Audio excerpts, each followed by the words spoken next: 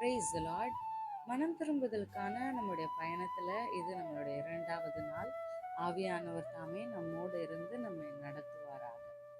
நம்மளுடைய அன்றாட வாழ்க்கையில நம்மளுடைய வெளி தோற்றத்தை பார்த்து நம்மை மதிப்பிடுகிற, நம்மை குறை சொல்லுகிற, நம்மை பாராட்டுகிற மக்களின் மத்தியில நம்ம செய்கிற வேலை, நம்மளுடைய வெளி தோற்றம், இதை எதையும் பொருட்படுத்தாம நம்மளுடைய உள்ளத்தையும் ஆத்துமாவையும் கவனிக்கிற ஒரு அன்பான நீதியுள்ள தேவன் தான் நம்முடைய தேவன்.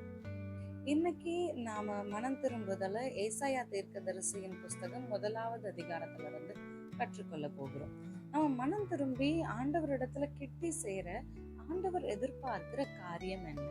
இந்த 1வது அதிகாரத்துல பிற்பகுதியில நாம பார்த்தோம் அப்படின்னா, ஆண்டவர் தீர்க்கதரிசன் மூலியமா சொல்லியிருப்பாரு, உங்களுடைய பலிகள் எனக்கு என்னத்திற்கு, உங்களுடைய வீண் காணிக்கைகளை நீங்க கொண்டு வரவே வேண்டாம், உங்களுடைய மாத பிறப்புகள், உங்களுடைய பண்டிகைகள், இது எதுவுமே எனக்கு வேண்டாம் அப்படின்னு ஆண்டவர் தீர்க்கதரிசன் மூலமா சொல்லுகிறத பார்க்கிறோம்.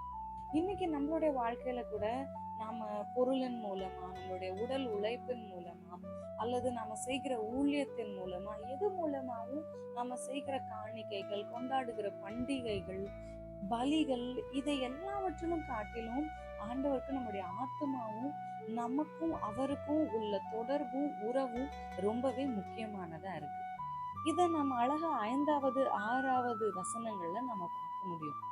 ஆண்டவர் அங்க சொல்லியிருக்காரு, இன்னும் நீங்கள் ஏன் அடிக்கப்பட வேண்டும்?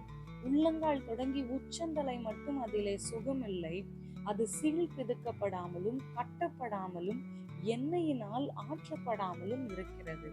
இன்னொரு வருஷன்ல இன்னும் அழகா கொடுத்திருக்காங்க, உங்கள் காலடியிலிருந்து உச்சந்தலை வரை உங்களது உடலின் ஒவ்வொரு பாகமும் காயமடைந்திருக்கிறது, வெட்டப்பட்டுள்ளது, புண்ணாகி உள்ளது. நீங்கள் உங்கள் புண்களுக்காக கவலைப்படவில்லை, உங்கள் காயங்களில் சுத்தப்படுத்தப்படவில்லை அப்படின்னு சொல்லி அந்த வசனங்கள் ஆண்டவருடைய பரிதவிப்பை நமக்கு காட்டுது. ஆண்டவர் நம்ம கொடுக்கிற காணிக்கைகளை மட்டும் பார்த்துட்டு எப்படி இருந்தாலும் பரவாயில்ல, இந்த காரியங்கள் மட்டும் நடந்தா போதும் அப்படின்னு சொல்லி மாறுகிற மனிதர்களை போல அல்ல நம்முடைய அன்பான தேவன். அவர் நம்முடைய காயங்களை காண்கிறவர். அப்போ ஆண்டவர் நம்முடைய காயங்கள் கட்டப்படாம, நம்முடைய காயங்கள் சீழ்பிதுக்கப்படாம, வெறுமனே நாம வெறும் தோற்றமாய் செய்கிற காரியங்கள் ஆண்டவருடைய கண்களுக்கு முன்பாக அருவருப்பும் வீணுமாய் இருக்கிறது. இங்க ஒரு வார்த்தை கொடுக்கப்பட்டிருக்கு, சீழ் பிதுக்கப்படாமலும் கட்டப்படாமலும். இந்த மனம் திரும்புதலின் பயணத்துல நமக்குள்ள நிறைய அழுக்கான காரியங்கள், நிறைய தீமையின் காரியங்கள் சேர்ந்து போயிருக்கும். அது கடின இருதயமா இருக்கலாம், அல்லது துணிகரமா இருக்கலாம், அல்லது நிர்விசாரமா இருக்கலாம். இந்த மாதிரியான காரியங்களை ஆண்டவர் சீழ்பிதுக்கி அந்த தீமையானதை எல்லாவற்றையும் எடுத்து நம்மை கட்டினால் ஒழிய நம்மளால குணப்பட முடியாது.